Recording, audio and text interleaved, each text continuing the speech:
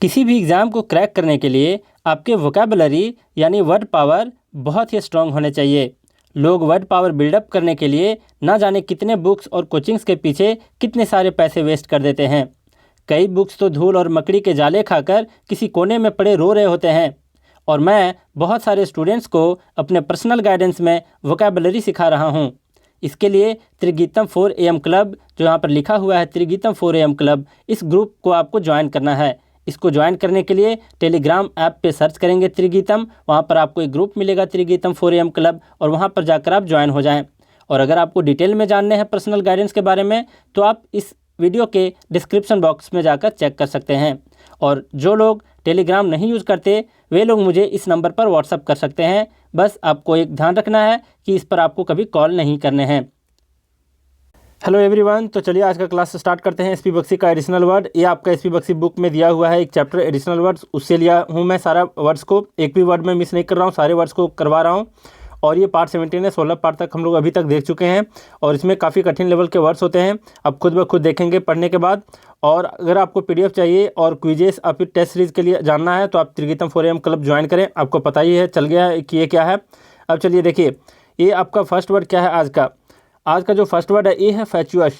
ये है आपका फैचुअस। फैचुअस का मतलब होता है फुलिश और फिर स्टूपिड, मतलब क्या है, मूर्ख और फिर बुद्धिहीन। तो इसमें समझाने वाली कुछ बात ही नहीं है कि फैचुअस का मतलब मूर्ख है या फिर बुद्धिहीन। तो बस आप इसका मीनिंग जान लो अभी।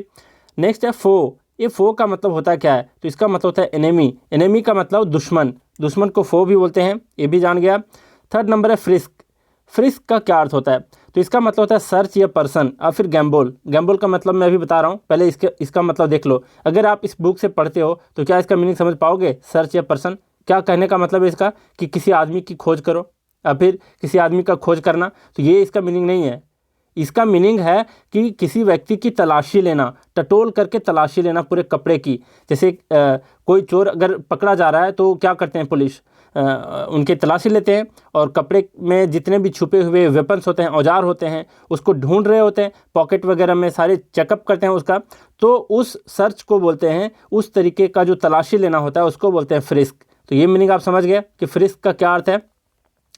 फ्रिस्क का अब देख लो दूसरा मीनिंग है यहाँ पर गैम्बोल। गैम्बोल का मतलब होता है क्या है, तो उछल कूद करना। जैसे बच्चे बहुत ज़्यादा उछल कूद करते हैं तो उसको गैम्बोल बोलेंगे। तो ये दो मीनिंग है इसका, पहला कि तलाशी लेना किसी व्यक्ति की, और दूसरा है गैम्बोल मतलब उछल कूद करना। तो फ्रिस्क का मतलब समझ गया, गैम्बोल का मतलब भी समझ गया।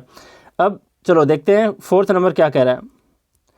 फोर्थ नंबर है आपको गैस्ट्रोनॉमी। गैस्ट्रोनॉमी का मतलब होता है science of preparing and serving food. क्या अर्थ है इसका, तो गैस्ट्रोनॉमी का मतलब होता है, इसका मतलब होता है पाक कला। पाक कला जानते हो आप लोग क्या होता है? पाक कला का मतलब इसको बोलते हैं, मतलब art of cooking. Cooking art को बोलते हैं हम गैस्ट्रोनॉमी।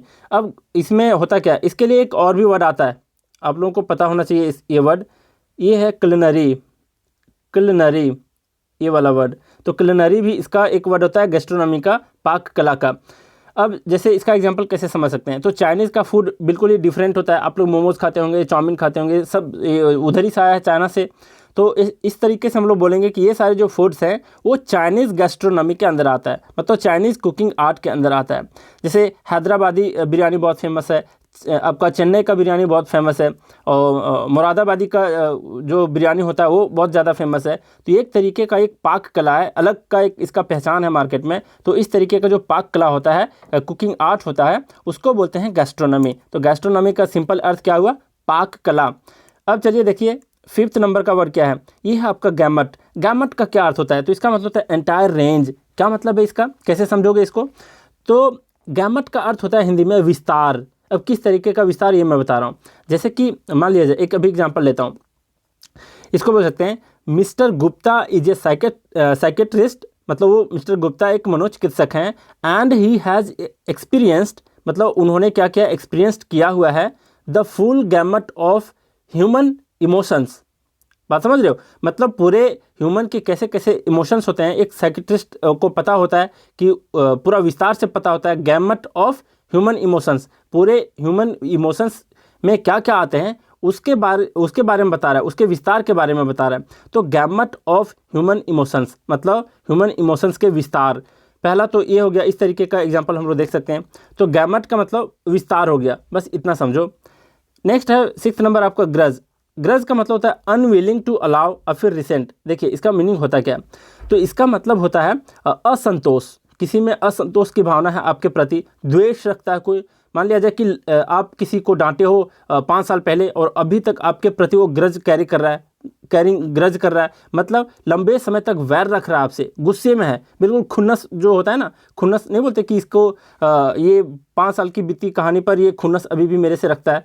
तो वो उस तरीके का जो गुस्सा होता है, द्वेष होता है, आपसे जो घृणा होता है, रिसेंटमेंट होता है, उसका नाराज़गी होता है, उसको बोलते हैं ग्रज। तो ये आप समझ गए कि ग्रज का मतलब होता है क्या, एक तरह से गुस्सा होता है, एक तरह से द्वेष होता है, आपके प्रति असंतोष जो लंबे समय तक वो अपने दिमाग में बिठा करके रखा हुआ है। तो वैसे असंतोष, द्वेष, गुस्सा को बोलते हैं ग्रज। नेक्स्ट 7 नंबर है गैम्बल। गैम्बल आपका यहाँ पर आ चुका था, देख रहे हो 3rd नंबर में, तो यही वाला ग्रज है, गैम्बल है। तो गैम्बल का क्या अर्थ होता है, तो गैम्बल का यहाँ पर दिया प्लेफुल जंपिंग। तो उसका मीनिंग मैं क्या बताया था इस वक्त जब यहाँ बता रहा था, यही मीनिंग बताया था। प्लेफुल जंपिंग मतलब क्या था, उछल कूद करना, कूद फांद करना, बच्चे से खेलते टाइम करते हैं, तो वो कहलाता है गैम्बल। नेक्स्ट 8 नंबर है गैम्बिट। गैम्बिट का क्या अर्थ है, तो इसका अर्थ होता है फर्स्ट स्टेप, मतलब पहला कदम। जैसे लोग बोलते हैं ना कि किसी भी लक्ष्य के प्राप्ति के लिए आप पहला कदम एक आशा के साथ अगर उठाते हो तो कभी निराशा हाथ नहीं लगेगी, आप जरूर सफल होगे, लेकिन आशा के साथ उठानी चाहिए, चाहे कोई भी काम कर रहे हो आप। तो गैम्बिट का अर्थ होता है वही वाला पहला कदम। और दूसरा जो इसका मीनिंग है ये है ओपनिंग इन चेस, मतलब जो शतरंज का खेल होता है उसका शुरुआत, जो तुरंत शुरुआत करते हैं, तो उस शुरुआत को भी बोलते हैं गैम्बिट। तो 2 अर्थ है इसका, एक चेस का ओपनिंग और दूसरा फर्स्ट स्टेप मतलब पहला कदम को बोलते हैं गैम्बिट। अब चलिए, अब जरा देखिए क्या है आपका 9th नंबर, ये है आपका जीनियल। इसको बोलते हैं 9th नंबर जीनियल। इसका मतलब होता है काइंडली और फिर सोशिएबल। क्या अर्थ हुआ इसका, तो दयालु, पहला तो दयालु हो गया, दूसरा सोशिएबल हो गया। सोशिएबल मतलब मिलनसार व्यक्ति, जो काफ़ी सोशिएबल होते हैं, लोगों से मिलते जुलते हैं, तो वैसे लोगों को जीनियल बोलते हैं। तो जीनियल भी आप लोग याद रखना। नेक्स्ट है 10th नंबर, ये है गलिबल। ये काफ़ी बार एग्जाम में आपका आ चुका है। तो गलिबल का अर्थ होता है क्या है, तो इसका मतलब होता है क्रेडुलस। इसका रूट वर्ड भी मैं बताऊंगा कभी बाद में, जब मैं रूट वर्ड के थ्रू पढ़ा रहा हूँगा। अब टेंशन ना लें, धीरे धीरे मैं इस यूट्यूब चैनल को मैं इतना फेमस करूँगा ताकि लोग यहाँ वहाँ दौड़े नहीं, किसी इंग्लिश के लिए कहीं पैसे खर्च करने की ज़रूरत ना हो उनको। इस कदर से मैं इस चैनल को फेमस करूँगा, बस आप लोगों की हेल्प चाहिए अभी। फिर देखिए, गलिबल का मतलब होता है क्रेडुलस। क्रेडुलस का मतलब क्या बताया, तो इसका मतलब होता है, क्रेडुलस का मतलब कि जो व्यक्ति आपकी बातों पर तुरंत विश्वास कर ले, वैसे लोगों को क्रेडुलस बोलते हैं, गलिबल बोलते हैं। फिर है इजीली डिसीव्ड, मतलब इसको बोल सकते हैं जिसको आसानी से धोखा दिया जा सके। तो वैसे व्यक्ति जो सीधा साधे होते हैं और काफ़ी भोले होते हैं, उन लोगों को बोलते हैं गलिबल। तो गलिबल का आप सिंपल मीनिंग याद रख लो कि इसका मीनिंग होता है सीधा साधा और फिर भोला। नेक्स्ट है 11 नंबर गार्बल्ड। गार्बल्ड का क्या मतलब है, गार्बल्ड का मतलब होता है मिक्स्ड अप। मिक्स्ड अप का मतलब विकृति, अस्त व्यस्त। जैसे कोई बच्चा किचन में अगर घुस गया है तो आटे, चावल, दाल को सब मिक्स करके एक साथ कर दे, तो उसको बोलते हैं गार्बल्ड।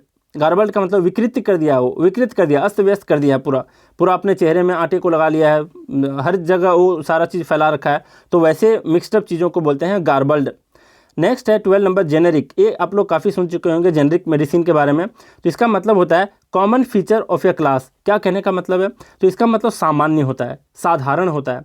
तो जेनेरिक का क्या अर्थ है आपका, जेनेरिक का मतलब होता है सामान्य या फिर साधारण। और अगर जेनेरिक ड्रग्स जो होते हैं, मेडिसिन होते हैं, उसके बारे में आपको नहीं पता तो मैं अभी बता रहा हूँ क्या होता है वो जेनेरिक मेडिसिन। इसका मतलब है सामान्य दवाएँ, मतलब जो किसी फेमस या पर्टिकुलर ब्रांड का ना हो। बात समझ रहे हो, जैसे सिप्ला है, सिप्ला बहुत फेमस कंपनी है, उसकी दवाइयाँ आप अगर दवाई दोस्त में खोजने जाओगे, दवाई दोस्त तो ऑलमोस्ट आप लोग सबको ही देखे होंगे टाउन में। दवाई दोस्त होता है कि वहाँ पर सिर्फ सस्ती दवाइयाँ मिलती हैं और वो बिल्कुल ही काम करती हैं दवाइयाँ, ऐसी बात नहीं है कि बिल्कुल वो बेकार होती हैं अगर साधारण है तो नहीं। तो मान लिया जाए आप सिप्ला की दवाइयाँ खोजने जाते हो, सिप्ला काफ़ी फेमस ब्रांड है मेडिसिन की। अगर आप जाते हो दवाई दोस्त में खोजने के लिए, जेनरिक मेडिसिन के दुकान में खोजने के लिए, तो वहाँ आपको नहीं मिलती। क्यों, क्योंकि सिप्ला एक ब्रांड है, बहुत बड़ी ब्रांड है और एक पर्टिकुलर ब्रांड का नाम है सिप्ला। तो वहाँ पर कॉमन जो दवाइयाँ होती हैं वो मिलती हैं। तो उस तरीके का साधारण सामान्य दवा को बोलते हैं जेनरिक ड्रग्स और मेडिसिन, जो बहुत सस्ते दामों में मिलती है और काम भी करती हैं। फिर इसी तरीके से होता है जेनरिक रेस्टोरेंट। रेस्टोरेंट मतलब जितना भी आप लोग रेस्टोरेंट देखते हो सड़क किनारे, जिसका कोई ब्रांड नहीं हो, जैसे ना कोई टाटा का हो, जैसे जिंजर होटल एक तो वो काफ़ी फेमस है, टाटा का है। जैसे ताज होटल हो गया। तो इस तरीके का जो टाटा का जितना सारा सर्कल है, तो उस तरीके का जो ब्रांड के अंदर नहीं आता है, उस तरीके के रेस्टोरेंट को बोलते हैं जेनरिक रेस्टोरेंट। तो बात समझ गए, जेनरिक का अर्थ यहाँ पर क्या हुआ आपका, सामान्य, साधारण। नेक्स्ट है आपका 13 नंबर, देखो 13 नंबर है ग्रफ। ये है आपका ग्रफ। ग्रफ का मतलब होता है रफ। अब इसका मतलब ये नहीं समझ लेना कि आपका फ्लोर अगर रफ है तो उसको हम लोग क्या बोल देंगे, उसको आप ग्रफ नहीं बोल सकते हो। यहाँ पर ग्रफ किस सेंस में लिया था ये मैं बता रहा हूँ। तो हाँ, ग्रफ का मतलब होता है कर्कश के सेंस में, जैसे किसी की भाषा बहुत रफ होती है उसके सेंस में, कर्कशता, कठोरता, अशिष्ट लोग जो होते हैं, जैसे ये लिया जाता है कहाँ पर, ग्रफ। तो ग्रफ का यूज किया जाता है वॉइस या फिर किसी के मैनर के लिए यूज होता है, रफ फ्लोर इत्यादि के लिए नहीं। किसी का मैनर, किसी का बिहेवियर बहुत ज़्यादा रफ हो, हर एक बातों में गालियाँ निकाले, तो वैसे बंदों को बोलेंगे कि वो उसका जो वॉइस है वो ग्रफ वॉइस है, ग्रफ उसका बिहेवियर है, ग्रफ मैनर है। तो इस तरीके से ग्रफ का यूज होता है, ना कि फ्लोर के सेंस में। इसका मतलब समझ गए। तो ग्रफ का सिंपल मीनिंग क्या बताया, कर्कश, अशिष्ट या फिर कठोर। नेक्स्ट 14 नंबर है गैरुलस। गैरुलस का मतलब ये भी काफ़ी फेमस वर्ड है, काफ़ी बार एग्जाम में पूछा जा चुका है। और अगर आप लोग 2-3 महीने से भी प्रिपेयर कर रहे होगे इंग्लिश का, तो आप लोगों को पता चल गया होगा प्रीवियस ईयर क्वेश्चन देखते देखते कि गैरुलस कितने बार पूछा जा चुका है। अब गैरुलस का मतलब होता है टॉकेटिव या फिर लोक्वेसियस। लोक्वा यहाँ पर वर्ड छुपा हुआ है। लोक्वा का मतलब होता है टू टॉक, मतलब बातें करना। तो गैरुलस का मतलब होता है टॉकेटिव या लोक्वेसियस, और इन तीनों का एक साथ मीनिंग बताएं तो होता है बातूनी। बातूनी मतलब कोई बंदे इतने ज़्यादा बात करते हैं, बहुत ज़्यादा बात करते हैं, मतलब आवश्यकता से ज़्यादा, तो ऐसे लोगों को बातूनी कहते हैं। तो बहुत ज़्यादा बात करना, रिलेवेंट, इररिलेवेंट, सारे तरीके की बातें करें तो वैसे लोगों को गैरुलस बोलते हैं। मतलब अगर आप सामने वाले बंदे से बात कर रहे हो और वो आपको बात करने का मौका ही ना दे, एकदम बातें किए जा रहा है, तो वैसे लोगों को बातूनी कहते हैं, गैरुलस कहते हैं, टॉकेटिव कहते हैं, लोक्वेसियस कहते हैं। अब नेक्स्ट है आपका 15 नंबर। 15 नंबर क्या है आपका, ये है गॉश। तो गॉश का क्या मतलब होता है, क्लमसी और ऑकवर्ड। मतलब क्या बताया, पहले भी ये ऑकवर्ड के सिनोनिम आ चुके हैं जब मैं ऑकवर्ड पढ़ा रहा था।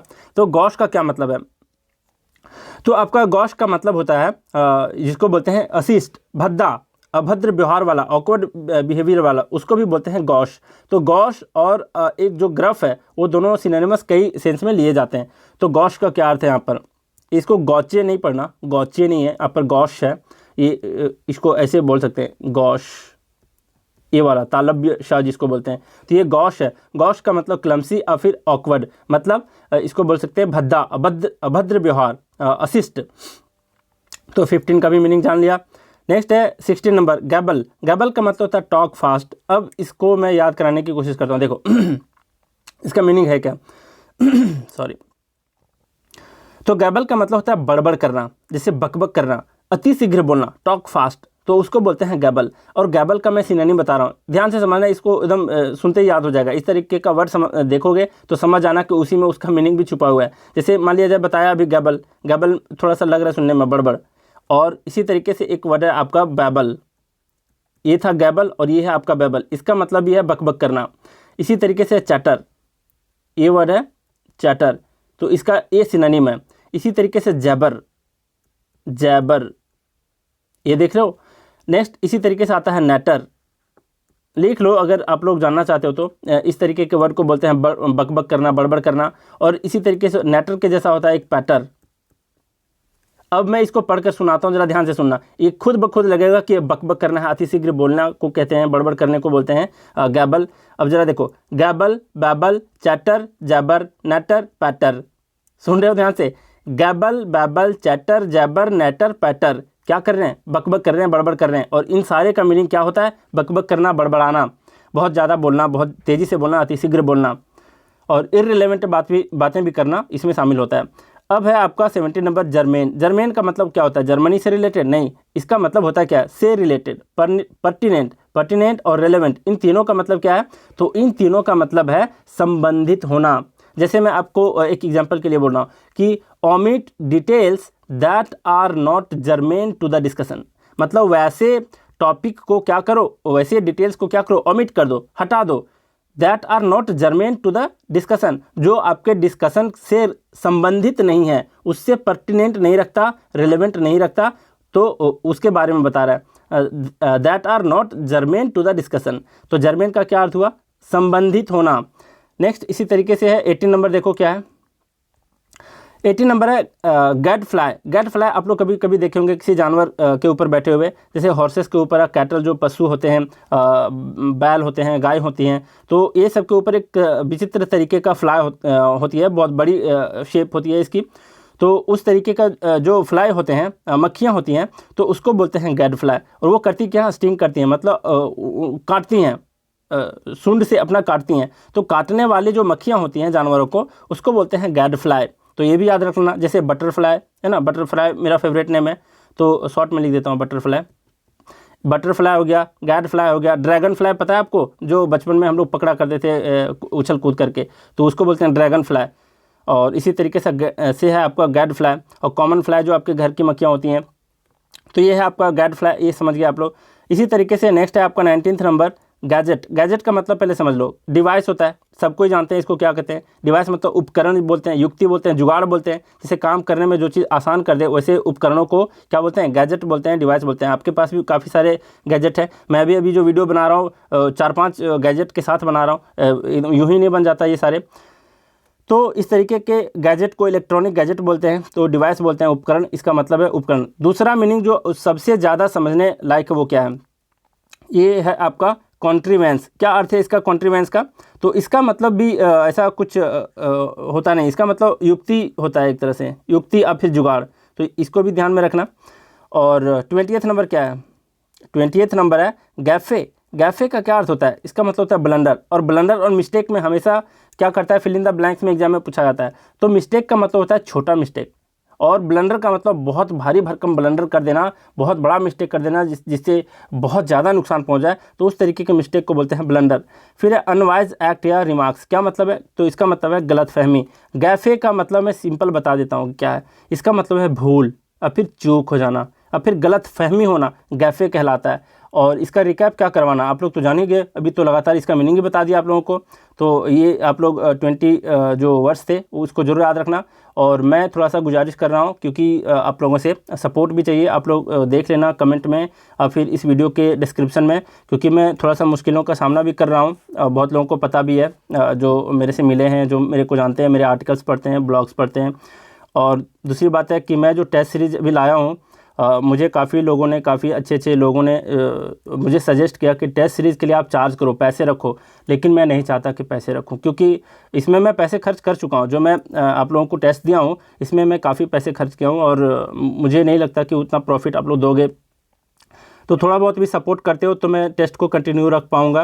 तो बस यही कहता हूँ कि मुझे पेड मत करने दो किसी चीज़ को, टेस्ट को भी। और ये वीडियोज़ वगैरह, वीडियोज़ तो कभी नहीं होंगे यूट्यूब पे, जो भी मैं वीडियो डाल देता हूँ ये तो कभी होने वाला नहीं है। टेस्ट सीरीज़ हो जाए फ्यूचर में, ये अलग की बात है, क्योंकि टेस्ट सीरीज़ में खर्चे हैं, बहुत ज़्यादा मेहनत है। आप लोग से ये काम नहीं हो पाएगा। मैं इस बात को कह सकता हूँ कि एक बंदे को अगर बता दूँ कि आप टेस्ट सीरीज़ तैयार कर दो पूरे शुरू से अंत तक, उसका वीडियो सोल्यूशन बनाओ, तो आप लोगों से बिल्कुल नहीं होगा। तो मतलब बहुत कम लोग हैं जो इतना मेहनत करेंगे जितना मैं अभी कर रहा हूँ। मैं सच्चाई बता रहा हूँ आप लोगों को। आप लोग का जब बैठे बैठे कमर जब दुखने लगेगा ना, तो लगेगा कि हाँ क्या मेहनत होती है। तो टेस्ट सीरीज़ के लिए मैं बस कह रहा हूँ कि यूट्यूब के लिए नहीं, लेकिन टेस्ट सीरीज़ के लिए आप लोग ज़रूर सपोर्ट करो। देखो आप लोग ज्वाइन करो टेस्ट सीरीज़ को। बहुत मैं अच्छे तरीके से गाइड कर रहा हूँ पर्सनली लोगों को। पर्सनल गाइडेंस के नाम पर आप लोग चेक कर सकते हो डिस्क्रिप्शन में कि व्हाट इज़ पर्सनल गाइडेंस। तो उसमें आप लोगों को डिटेल पता चल जाएगा, कैसे सपोर्ट करोगे वहाँ पर आप जाकर चेक कर सकते हो। चलिए आज का क्लास यहीं पर करते हैं। Thank you very much.